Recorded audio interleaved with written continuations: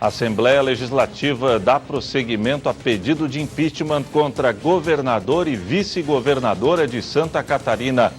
Câmara dos Deputados aprovou medida provisória que prevê um reforço de até 16 bilhões de reais a estados e municípios. Ministro interino da Saúde visitou Santa Catarina. Aumenta o número de casos de coronavírus na região. Criciúma lidera ranking das estatísticas. Caixa Econômica Federal amplia pausa no financiamento imobiliário.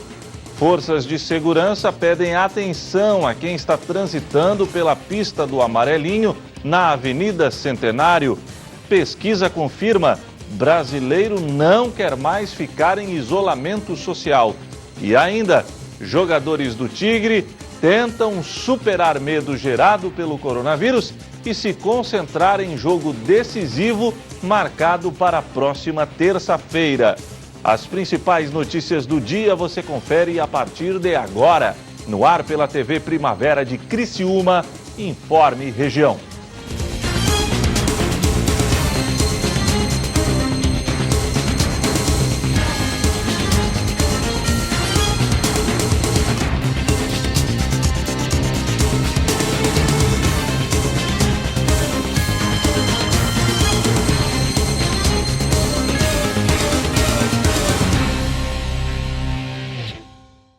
Hoje é quinta-feira, 23 de julho de 2020. A você que sintoniza a programação da TV Primavera de Criciúma, boa tarde. Preocupação na Casa da Agronômica. A Assembleia Legislativa de Santa Catarina resolveu dar prosseguimento ao processo que pede impeachment do governador do estado, Carlos Moisés, e da vice-governadora, Daniela Rainer. Acompanhe na reportagem de Débora Correia. O presidente da Assembleia Legislativa de Santa Catarina, deputado Júlio Garcia, acatou o parecer da Procuradoria Jurídica do Parlamento Estadual e dará prosseguimento ao pedido de impeachment do governador Carlos Moisés da Silva e da vice Daniela Rainer por suposto crime de responsabilidade na concessão de aumento salarial a procuradores do Estado. A decisão foi anunciada pelo chefe do Legislativo no início da sessão desta quarta-feira. Júlio Garcia também informou ao plenário os pareceres da Procuradoria a outros 4 pedidos de impeachment que deram entrada na Assembleia no decorrer do ano. Todos recomendaram o arquivamento das representações e foram acatados pelo presidente. Uma 6ª representação ainda aguarda a manifestação da Procuradoria. Dia 11 de maio de 2020, ingressou nesta casa um recurso ao plenário. Cidadão Ralph Zimmer subscreveu o recurso. Representados o governador e a vice-governadora. Conduta: pagamento irregular decorrente da isonomia remuneratória entre procuradores do Estado e procuradores da Alesc. Parecer da Procuradoria: não conhecer do recurso ao plenário por ausência de legitimidade do autor. Conhecer o pedido sucessivo de impeachment, pois entendeu a Procuradoria que a nova narrativa e os novos documentos juntados demonstram, em tese, a justa causa, materialidade e indícios da autoria dos crimes de responsabilidade apontados a todos os representados. Agora, o governador e demais citados deverão ser comunicados oficialmente e será aberto um prazo para que prestem informações sobre os supostos crimes. E com o recebimento da representação, a Procuradoria Jurídica da Assembleia Legislativa inicia já nesta quinta-feira a análise da legislação que trata do processo e do julgamento de governador e vice-governador por crimes de responsabilidade. O objetivo também é estabelecer um cronograma para o trâmite da representação contra Moisés e Daniela na Alesc.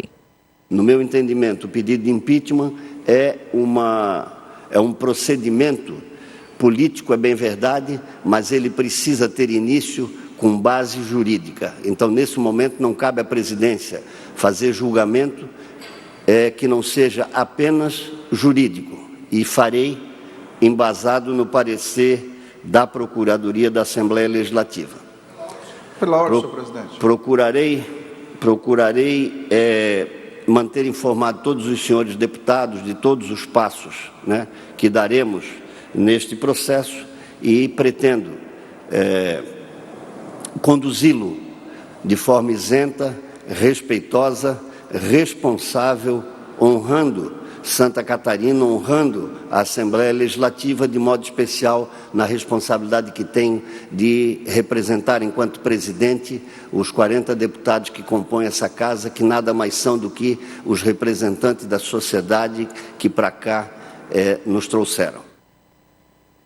A Câmara dos Deputados aprovou a medida provisória que prevê um reforço de até 16 bilhões a estados e municípios.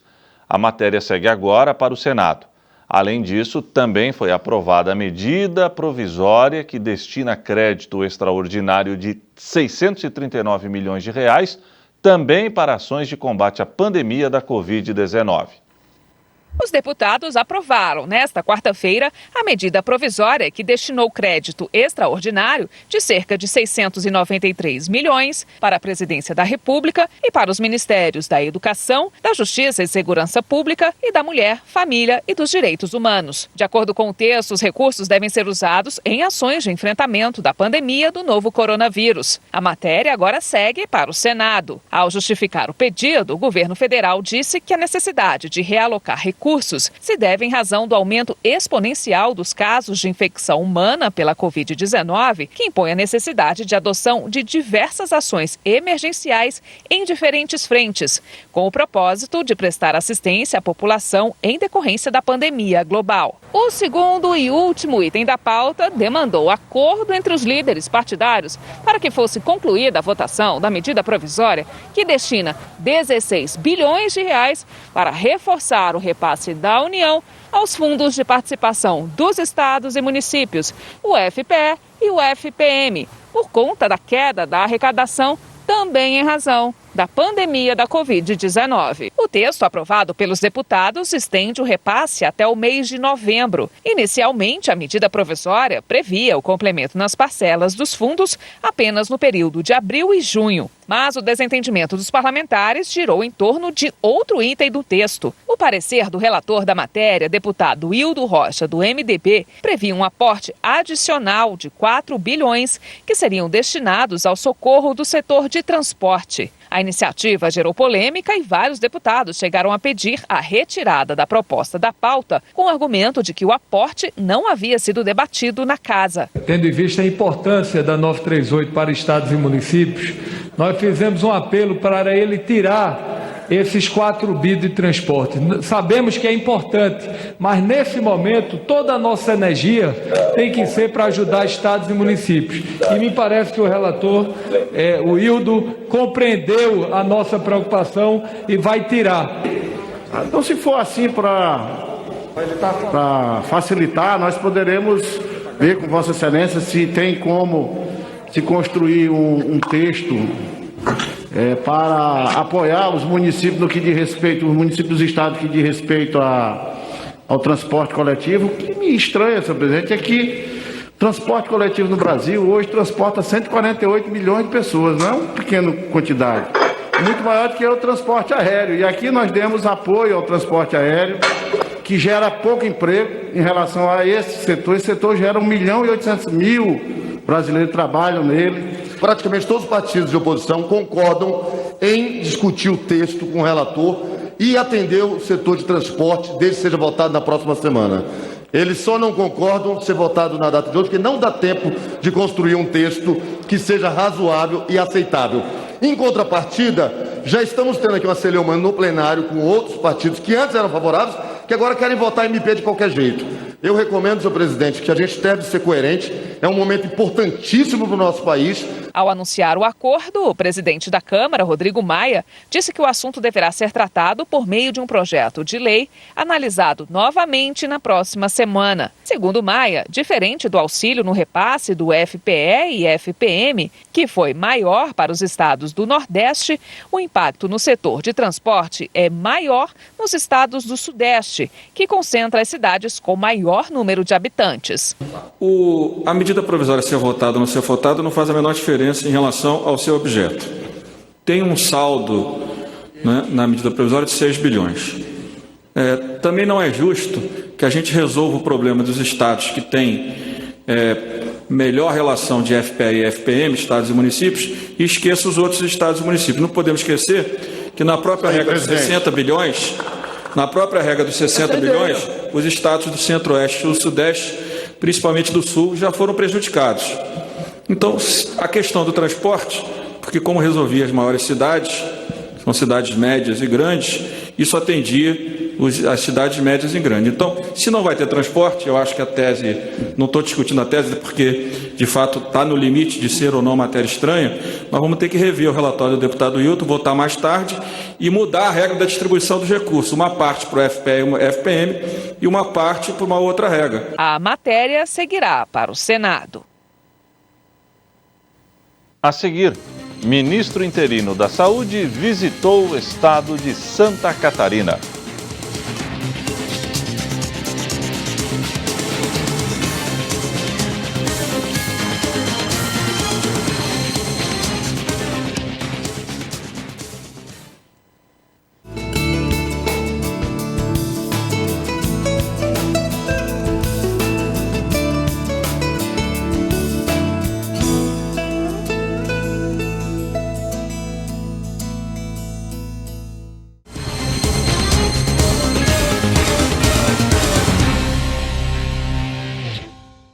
Eduardo Pazuello, ministro interino da Saúde, visitou Santa Catarina. O estado está passando pelo pior momento desde que a pandemia da Covid-19 foi deflagrada em todo o território nacional. O ministro interino da Saúde, Eduardo Pazuello, participou de uma reunião de trabalho com o governador Carlos Moisés e outras autoridades catarinenses na Casa da Agronômica, em Florianópolis, nesta quarta-feira. Durante o encontro, Pazuello elogiou a política catarinense de enfrentamento à pandemia de Covid-19 e destacou ainda que o resultado do trabalho pode ser comprovado pelo fato de Santa Catarina possuir uma das mais baixas taxas de letalidade do país. Nós vimos um estado muito bem organizado, com capacidade de verificar a situação em todo o estado, todo o município, um estado que é conhecidamente organizado nesse aspecto. Então, não é uma surpresa. É interessante ver também que há uma capacidade de avaliar a situação em cada lugar. Essa capacidade é uma ferramenta que o Estado está utilizando. Claro que os critérios podem ser sempre melhorados, é assim que funciona. É uma pandemia com uma situação nova, a gente não conhece tudo como funciona ainda, mas o Estado está bem, e está bem representado, está bem à frente, e eu acredito que essa é a primeira observação. Mas o ministro lembrou que, apesar do trabalho realizado em Santa Catarina no enfrentamento ao coronavírus, a doença tem atingido um crescimento na região sul do país, o que dificulta os trabalhos. Vejo também que o momento da pandemia no país, ele é um momento onde a região centro-norte, norte, nordeste já está decaindo de maneira bem acentuada, e nós temos o centro-sul, o centro-oeste, sudeste, sul, recrudescendo numa situação de platô com elevação. Então, independentemente do que foi preparado, de todo o combate, todas as medidas que o Estado fez, há uma realidade de aumento dos casos de contaminação agora. Faz parte do inverno, faz parte da mudança social durante o inverno, e isso faz com que a contaminação aumente. E ele reforçou ainda que, com esse aumento do número de casos, o trabalho de combate à doença e o foco no tratamento são importantes para que o número de recuperados aumente. Uma coisa é você ter uma maior contaminação. É um vírus, ele se propaga e aumenta a contaminação no inverno. E a outra é o resultado do trabalho. É o atendimento precoce, é o diagnóstico clínico feito pelos médicos de Santa Catarina, é a entrega de medicamentos para o tratamento inicial. E isso tem dado resultado e a curva de óbitos tem caído. Então, são coisas distintas. É preciso compreender desta forma. O cenário me parece um cenário sob controle. Haverá um aumento de contágio, já estamos em franco subindo nessa curva de contágio, mas o esforço para que não se chegue à necessidade de UTIs e os tratamentos aconteçam de forma precoce, faz com que a curva de óbito fique sob controle. Para os próximos meses, o ministro falou da expectativa de uma vacina que combata o vírus. Algumas já estão em fase final de testes e são as mais promissoras. Estamos estudando a prospecção das vacinas já há bastante tempo e nós elencamos as 3 mais promissoras no Brasil. A mais promissora é a vacina que está sendo preparada pela AstraZeneca, em convênio com a Universidade de Oxford, na Inglaterra. A segunda mais promissora, que nós assim elencamos, é uma chinesa da Sinovac, que também tem a mesma linha de produção. E a terceira é da empresa Moderna americana.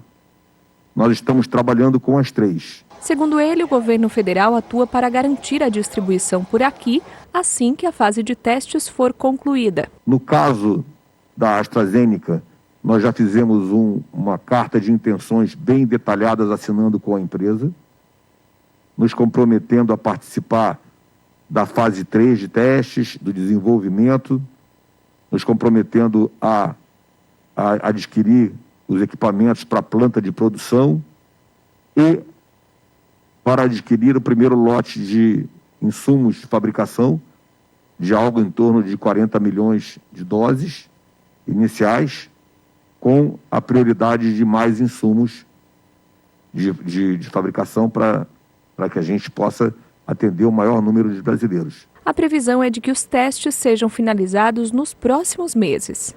O prazo para essa vacina é até o final do ano, começo de janeiro. Nós estamos muito confiantes de que isso vai acontecer neste período. Aumentam os números da pandemia na região carbonífera. Criciúma, por ser o maior município da ANREC, lidera o ranking das estatísticas. Os municípios da região carbonífera já contabilizam mais de 3.500 registros do novo coronavírus. Segundo o último boletim epidemiológico divulgado na noite desta quarta-feira, foram 206 novos casos e 72 recuperações nas últimas 24 horas. Hoje, conforme o boletim, há 1.692 casos ativos da doença. Em toda a região já foram registradas 45 mortes em decorrência da doença. A última delas foi na manhã dessa quinta-feira.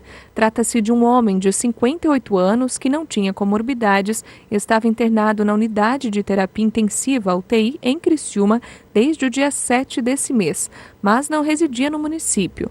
Entre os municípios da região, Criciúma é de longe o mais atingido pela doença. São quase 2.000 registros da Covid-19 desde o início da pandemia e mais de 1.000 casos ativos. 23 óbitos já foram registrados na cidade. O último deles foi na noite dessa quarta-feira. Um homem de 79 anos que apresentava comorbidades e estava internado desde o dia 6 de julho não resistiu à doença. Em Santa Catarina, conforme o último relatório divulgado pela Vigilância Epidemiológica, na noite dessa quarta-feira, eram mais de 9.900 casos ativos e 765 óbitos. Uma boa notícia para quem pausou o financiamento de imóveis na Caixa Econômica Federal. Em virtude da pandemia, que ainda cresce em boa parte do país, o benefício foi prorrogado. A Caixa Econômica Federal vai ampliar mais uma vez a pausa do pagamento de financiamentos habitacionais, que agora poderá ser de até 180 dias.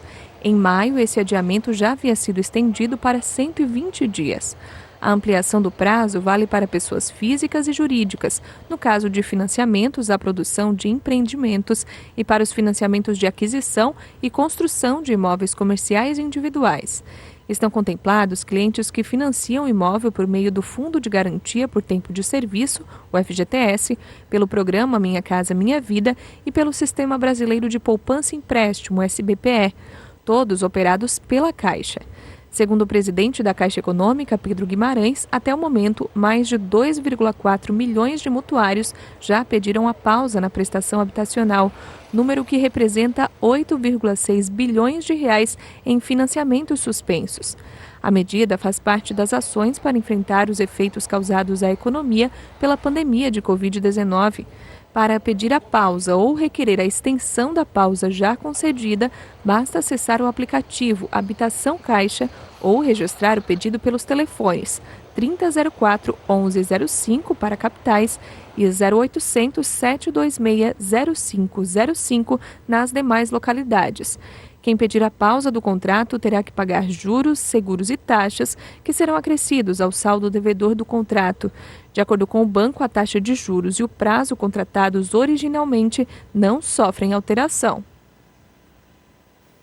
A seguir, forças de segurança estão pedindo atenção a quem está transitando pela pista do Amarelinho na Avenida Centenário.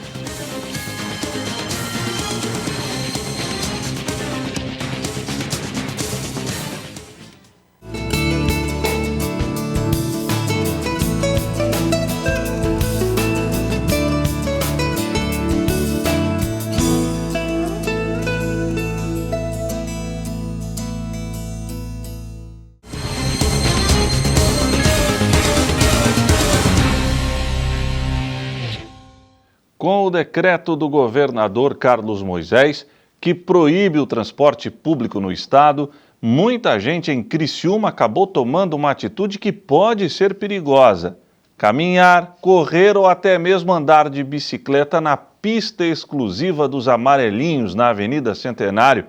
Essa situação está preocupando integrantes da Força de Segurança. Com a suspensão da circulação do transporte coletivo em todo o estado, muitos municípios que possuem pistas exclusivas para ônibus tiveram uma grande redução no fluxo nessas vias. É o caso de Criciúma. Na Avenida Centenário, uma terceira faixa é destinada a esse transporte. E agora, sem movimento, muita gente tem usado o local para praticar atividades físicas, andar de bicicleta ou caminhar, por exemplo. Identificamos que, durante alguns períodos do dia, né, e determinados horários, esse pessoal se acumula mais, né? Então ele entra ali como ciclistas, atletas, pedestres, utilizando essa via. Mas essa prática tem preocupado as forças de segurança na cidade. E como ela é uma faixa que é mais apta para nós deslocarmos os nossos veículos de emergência, nós utilizamos essa via principalmente em determinados horários.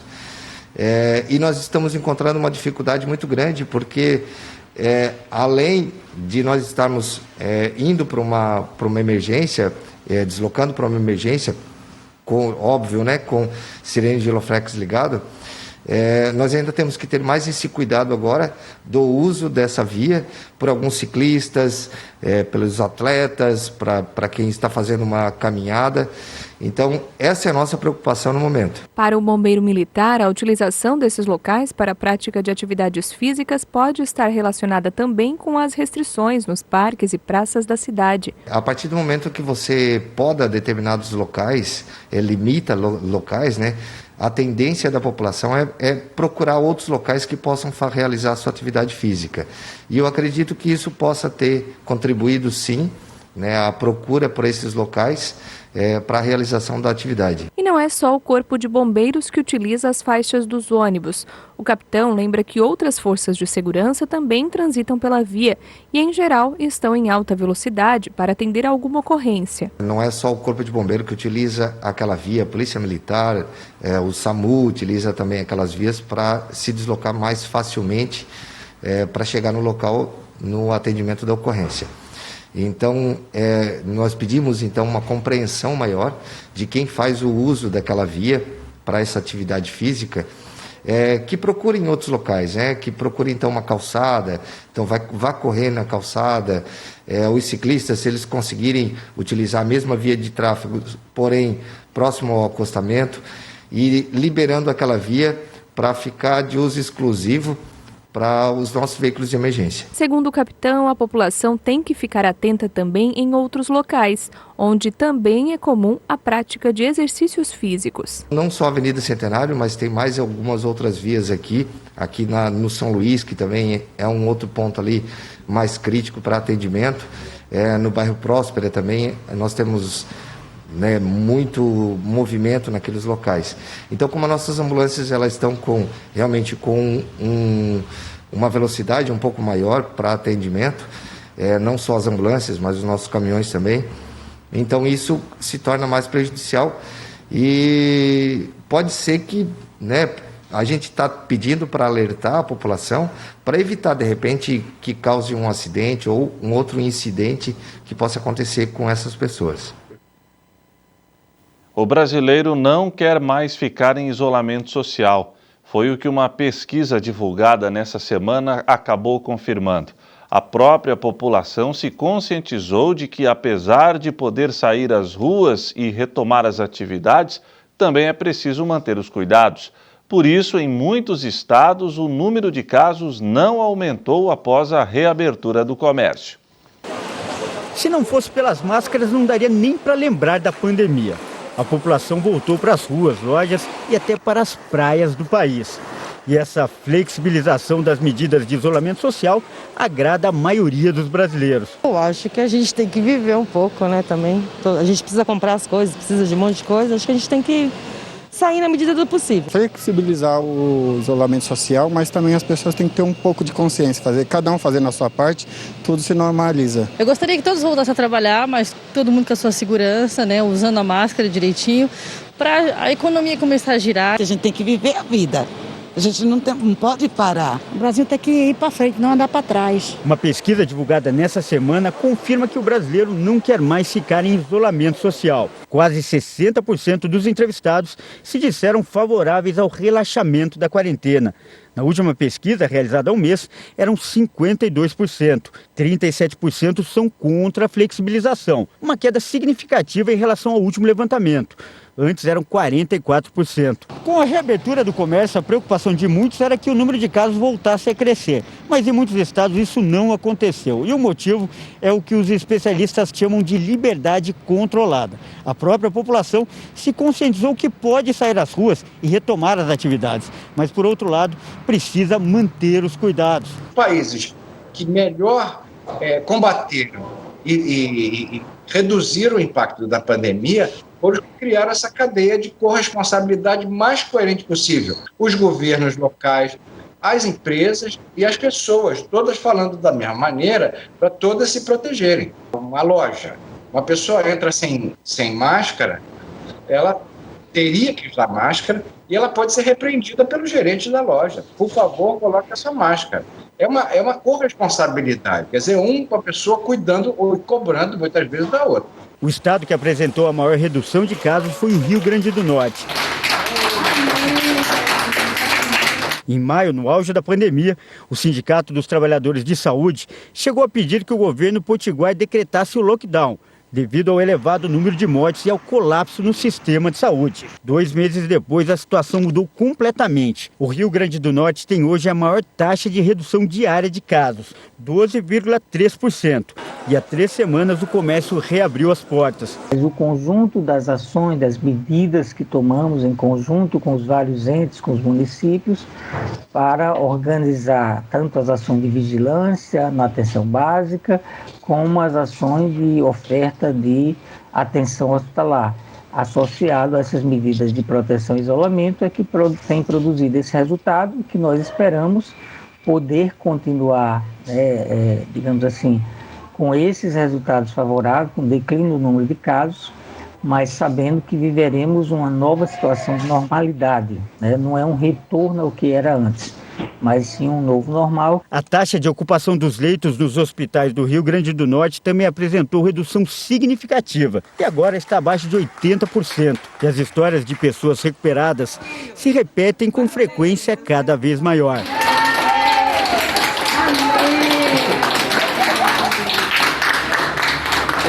Todos foram muito especial, todos. Se está bom, eu vou ser injusto. Muito obrigado por tudo que vocês fizeram. Muito obrigado de coração. Agora o esporte. Terça-feira, o Tigre tem jogo decisivo pelo Campeonato Catarinense.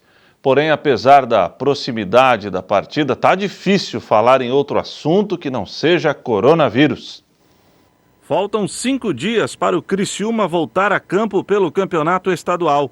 Terça-feira que vem, o Tigre pega o Marcílio Dias em Itajaí, na luta por uma vaga na semifinal do Catarinense.